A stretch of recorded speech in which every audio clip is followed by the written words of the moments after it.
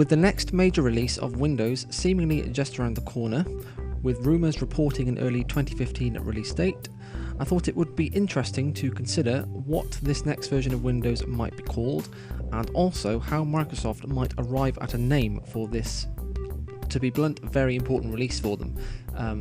They've really got to do a lot of work now to recover from the negativity around Windows 8, so this is really important time for Microsoft, which also makes it actually very exciting to see what's going to happen and what we're going to get. So I'm going to be looking at 3 questions in this video. First one is this one, which is how has Microsoft traditionally named their Windows releases? So we're going to be looking at very briefly an overview of past naming systems. Then I'm going to be moving on and thinking about what are the most likely names for the next major version of Windows. So what are Microsoft most likely to go with as a future name? And then possibly a little bit more interestingly, how might Microsoft decide on names for future Windows releases? So if they don't stick to the way they've been naming them recently, what other options do they have and what might they be more likely to go with? So, how has Microsoft traditionally named their Windows releases? Well, if we go back to the very beginning of Microsoft, the early years as I've called them, so the first decade or so of the company, or of Windows, what you find is that the official names of the Windows operating systems corresponded to the kernel numbers of the system.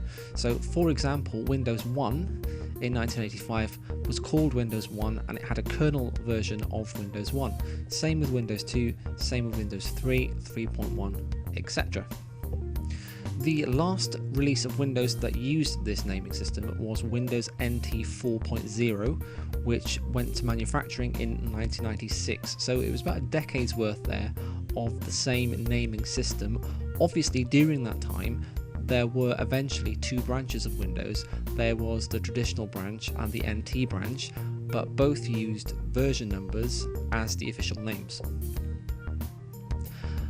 That all changed, however, when we get to around 1995, and this was basically the first point at which Microsoft decided to reinvent Windows, shall we say. So Windows 1995 was a real milestone for Windows and for Microsoft, and it was deliberately meant to be a reinvention.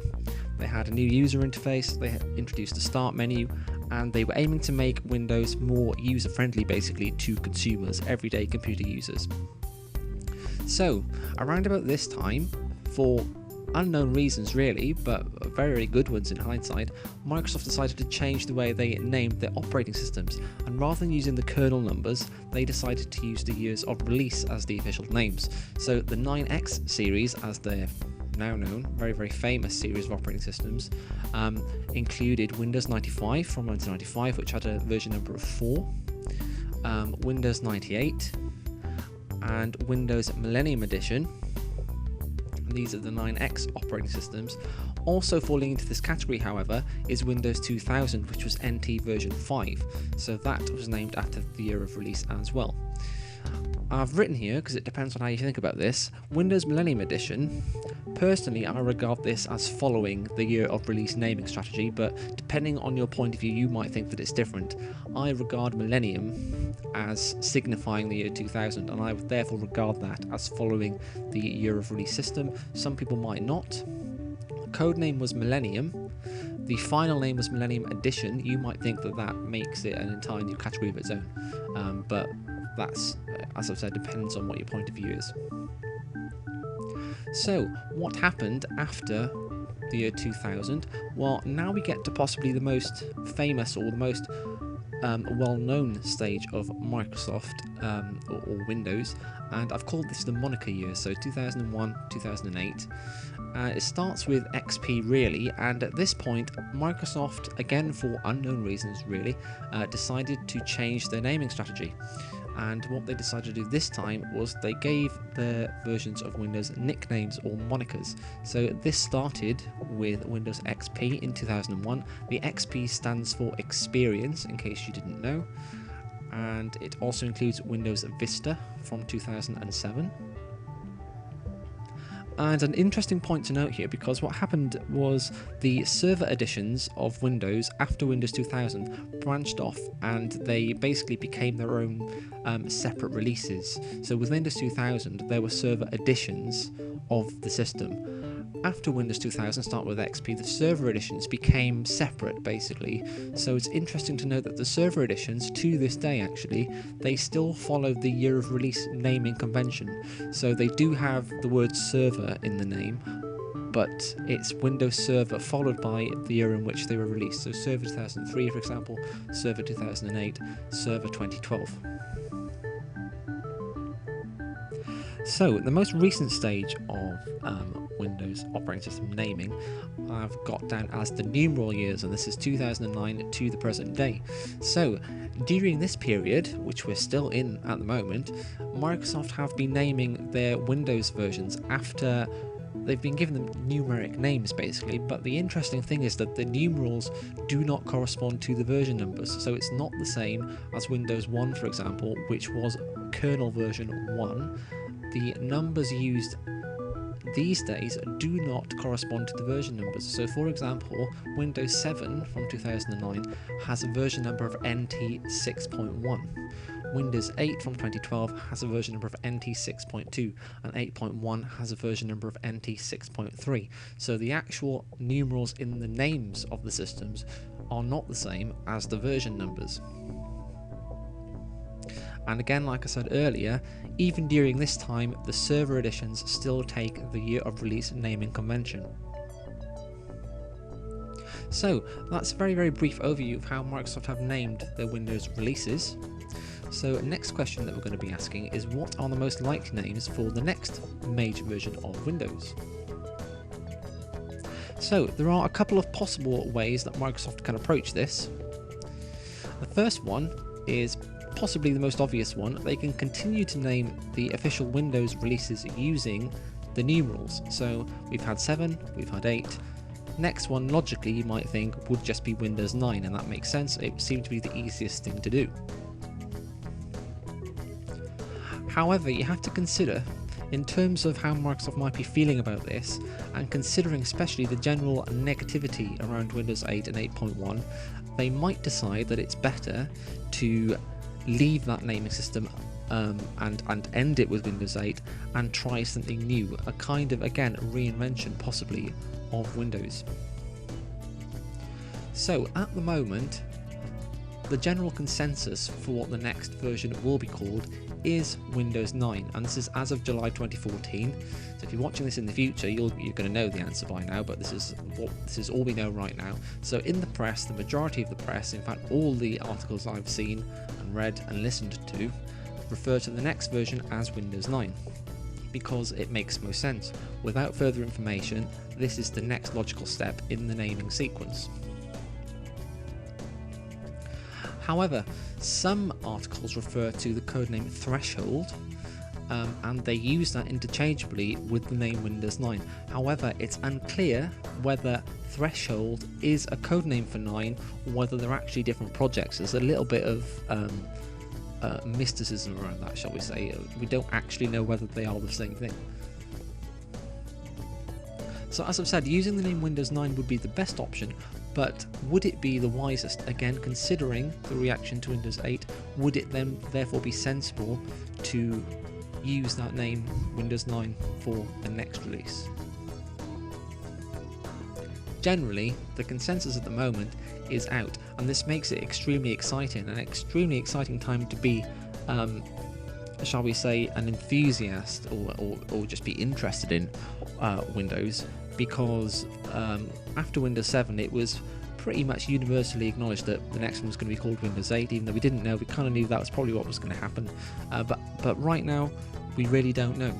There are a lot of things about this that maybe make it more likely that Windows 9 will not be the name of the next system. So Windows 9 definitely most likely name for now, using the information we have. However, extrapolating a little bit, we can say that maybe Microsoft will be inclined to go with something else. So if Microsoft do decide to go for a different name, how might they then decide on what the name might be? So, some possible strategies that Microsoft could consider. If they decide to approach the naming of the next version of Windows differently, then they have two options really. They can either resurrect a previous naming strategy. For example, they can go back to giving the Windows name using monikers, or they can go back to years of release, or they could come up with a new naming strategy of some sort. So let's just consider the first one. If they reused old strategies, then realistically, one thing that we could rule out immediately is it's very, very unlikely that Microsoft would choose to go back to using version numbers. And that would simply be to avoid confusion, because they've already switched now to using numerals. So we've had Windows 7, for example, that has a kernel version of NT 6.1, as I've already said. Windows 8.1, for example, has a kernel version of 6.3. Therefore, to go back to version numbers, that would mean that the next version of Windows would either, depending on how they go about this, would either be version 6.4, or if they decide to jump a version, it would be version 7. Obviously, they could not call it Windows 7 because Windows 7 already exists, and that's version 6.1. They could possibly call it Windows 6.4 if they go back to version numbers and they decide to increment the version number by a 0.1. However, in terms of marketing and consumers understanding that, does it really make sense for Windows 6.4 to come out after Windows 8.1? And it doesn't make any sense. So I think that one is definitely a no-go. So what else is there? Well, they could go back to using years of release, and indeed they still use this for server versions, so it's not like they've completely chucked this away anyway. They still use it. So they could call the next consumer version Windows 2015 if it comes out in 2015, or possibly a la Windows 95, Windows 98, they might call it Windows 15, and that kind of makes sense with the numerals as well. It doesn't go against 7 or 8. Windows 15 sounds quite cool to me, so that's a possibility. They might go back to using monikers. No reason not to. So for example, how's about Windows Nova as the next version of Windows? And that being, by the way, my personal choice of the name. However, if they decide not to reuse any of these old strategies, then we really do have to ask, realistically, what alternatives are there? They've done years of release already, they've done version numbers, they've done numerals, and they've done nicknames. How else could you possibly name your operating system? Well, the only thing I could think of really is basically part using old names and changing them slightly. So for example, Microsoft might decide to think of previously successful versions of Windows like Windows 7 or Windows XP and use that name in part when naming the next version. So how's about, for example, Windows 7.1? Windows 7, very successful version of Windows. There would be no reason to not call it Windows 7.1 if they wanted the next version to be successful. How's about, for example, Windows XP 2nd Edition? They have used 2nd Edition in a name when they did Windows 98 2nd Edition. So again, that's another possibility. Perhaps even they might decide not to even make a distinction between future versions of Windows. They might just call it Windows and that's it. Obviously the kernel version numbers would still increment, but they wouldn't make this known to the public as part of the official name. They might just call it Windows. This one I do have a problem with, however. This would be very, very bad if you think of in terms of marketing. How would you market this? You'd no longer really be able to market any new version of Windows if there was no way to make a distinction between different versions. So that's interesting. So those are a few possibilities on how Microsoft might decide to name future versions of Windows. So just to bring an end to this video, a question I'd now like you to think about, and if you would provide me with an answer in the comments, that would be much appreciated. I'm very interested to know what responses people will give to this question. And the question is simply this: If it was up to you, what would you name the next version of Windows, and could you tell us why? So have a little think, you might have an idea already. What I'd like you to do is let us know in the comments what you would call the next version of Windows. It might be that you think it should be called Windows 9, that's fine. Put that in the comments, and what I'm going to ask people to do is basically like the comments that include the name that they like, and we're going to see which one wins basically. So if you think it's going to be Windows 9 and you like that name, by all means put that in the comments. If you want to go for something completely different like I have and go with, for example, Windows Nova, which is my personal favourite, then go with that. And I'm going to ask people again to like the names that they like, and we will see basically which one or which ones have the most likes, and it'll just be a bit of fun basically to find out which names are most popular. So hope you've enjoyed this short informative video.